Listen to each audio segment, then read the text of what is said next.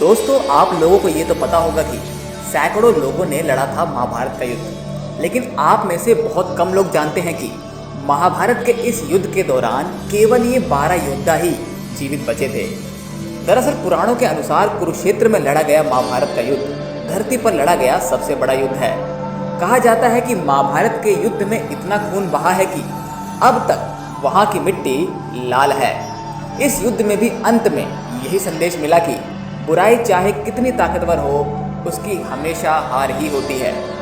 महाभारत में स्वयं भगवान श्री कृष्ण भी शामिल थे, लेकिन उन्होंने हथियार ना उठाने का प्रण लिया था, इसलिए वह अर्जुन के सारथी बने। एक तरफ कौरव सेना थी और दूसरी तरफ पांडव सेना। यह युद्ध 18 दिनों तक चला था। महाभारत के युद्ध के बाद धर्म का साथ देने वाले 5 पांडव जीवित बचे थे, जिसमें युधिष्ठिर, भीमसेन, अर्जुन, नकुल और सहदेव शामिल हैं। हालांकि इस युद्ध में भीम और अर्जुन के पुत्र मारे गए थे। युद्ध के बाद श्री कृष्ण और उनके मित्र सात्यकी जीवित बचे। सात्यकी यादवों के सेनापति थे। सात्यकी ने अर्जुन से ही धनुर्विद्या सीखी थी, इसीलिए उन्होंने ये प्रण लिया था कि वह कभी अर्जुन के विरुद्ध युद्ध नहीं लड़ेंगे।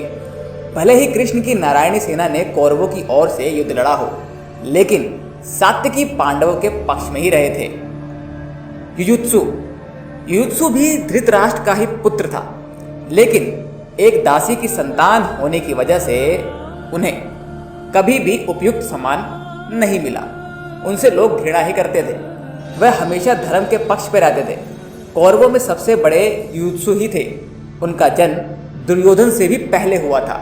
इस युद्ध में ये महान योद्धा भी जीवित बचे थे। अश्वत्थामा द्रोणाचार्य के पुत्र थे। अश्वत्थामा को अमरता श्राप के रूप में मिली थी।